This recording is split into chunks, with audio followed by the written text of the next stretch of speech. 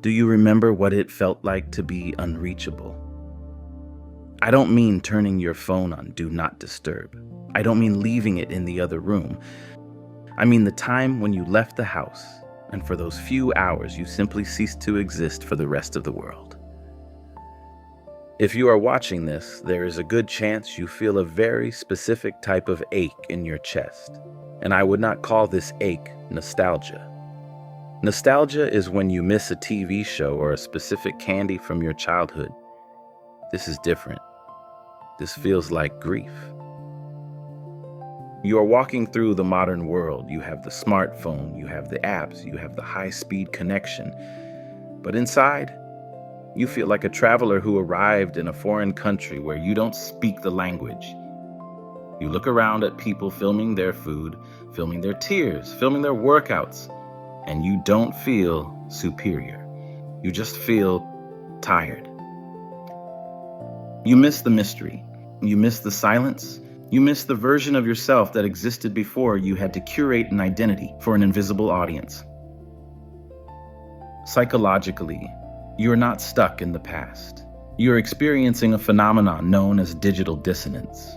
Your brain was evolved for a world of deep, singular connections, but you are living in a world of shallow, infinite inputs. Today, we are going to explore why you feel this way. We are going to look at what you actually lost when you signed up for that first account. And we are going to discuss why missing the past might actually be the healthiest response to the present. Let's be honest about what we really lost.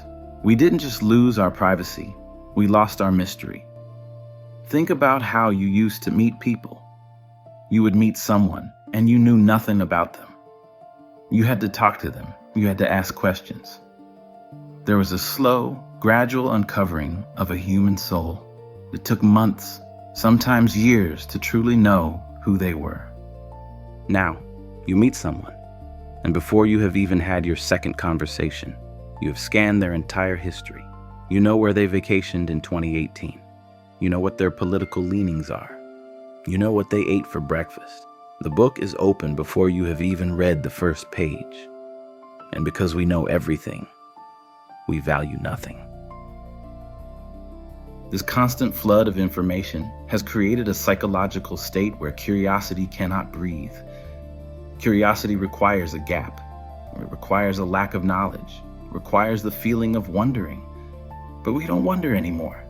We search, we scroll, we consume. If you missed the time before, it is because you missed the thrill of the unknown. You missed the texture of a life that wasn't optimized for display. You remember a time when you could make a mistake, and it wasn't permanently archived in a server farm. You could be foolish, you could be messy, and then the next day it would be gone, carried away by the wind. Now, we carry our history like a heavy chain.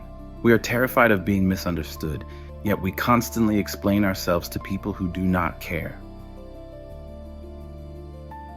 There is a concept in physics called the observer effect.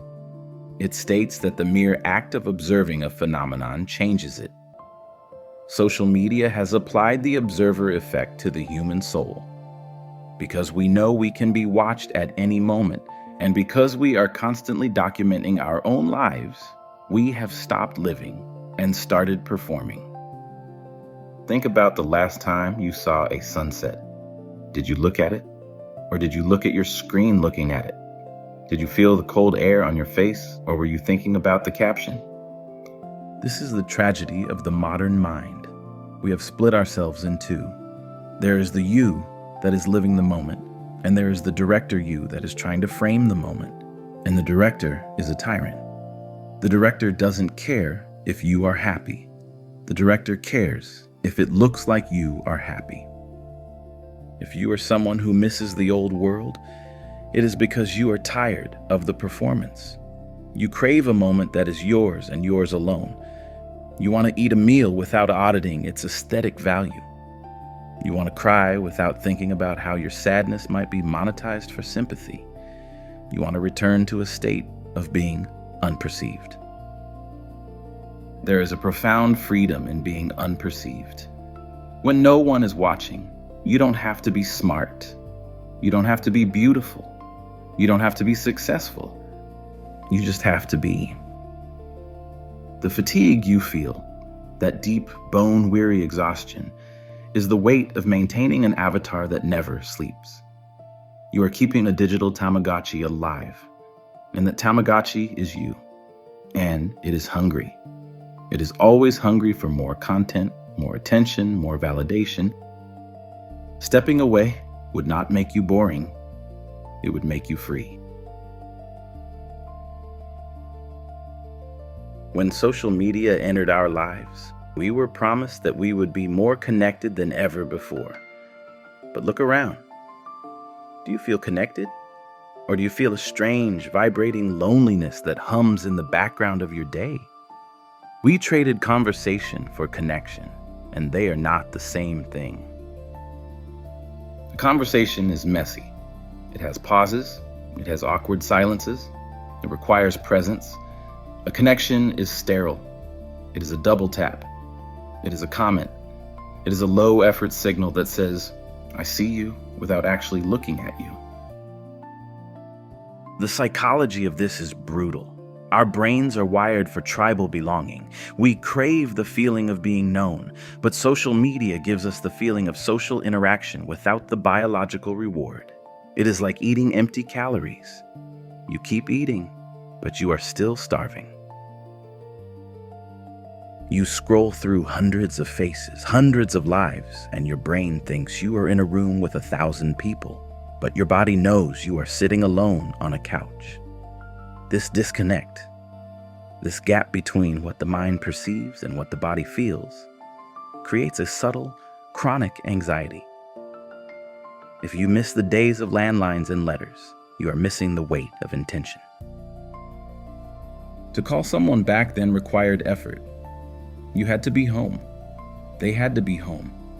You had to commit to the time. To write a letter required sitting down, finding a pen, buying a stamp. The effort was the message. The effort said, "You matter to me." Now, a message costs nothing. It takes zero effort. And because it costs nothing, it is worth nothing. We are drowning in communication, but we are parched for communion. And then there's the most dangerous machine of all, the comparison engine. In the past, you compared yourself to your neighbors, your coworkers, maybe your cousins. Your circle of comparison was small. It was manageable. You could be the funny one in your group or the smart one in your office, and that was enough. Now, you wake up every morning and you are psychologically placed in an arena with the best, the richest, the most beautiful, and the most talented people on planet Earth. You're not just competing with your neighbor anymore. You're competing with a billionaire in Dubai, a fitness model in LA, and a prodigy in Tokyo. And your brain, poor ancient thing, does not understand that these are curated highlights. It compares your behind-the-scenes footage with their trailer. This is why you feel like you are falling behind, even when you're doing fine. This is why you feel a low-level panic that you aren't doing enough. The algorithm is designed to show you exactly what will trigger your inadequacy, because inadequacy keeps you scrolling. If you felt sufficient, you would put the phone down. If you felt complete, you would walk away.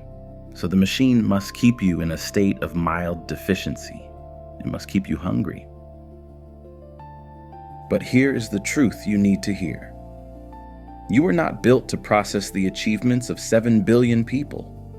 You were built to walk your own path at your own pace without a constant scoreboard hovering over your head. So what do? We cannot build a time machine. We cannot uninvent the internet. The Pandora's box is open and the demons are out. But you can choose to close your eyes. You can choose to reclaim your right to be a ghost. This does not mean deleting every app. Although, if you can, more power to you. It means reclaiming the psychological territory you lost. It means consciously choosing to have moments that are unrecorded. Go for a walk without the phone. Let the thoughts come, even the scary ones.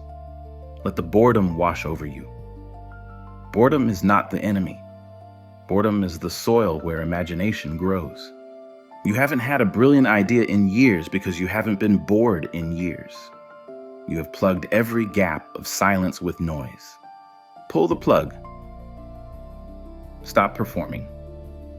When you are with your friends, be with them. Do not take the photo. Let the moment die. Let it be a memory that only exists in your head. There is a sacredness in that. A moment that is not shared is a moment that is fully yours.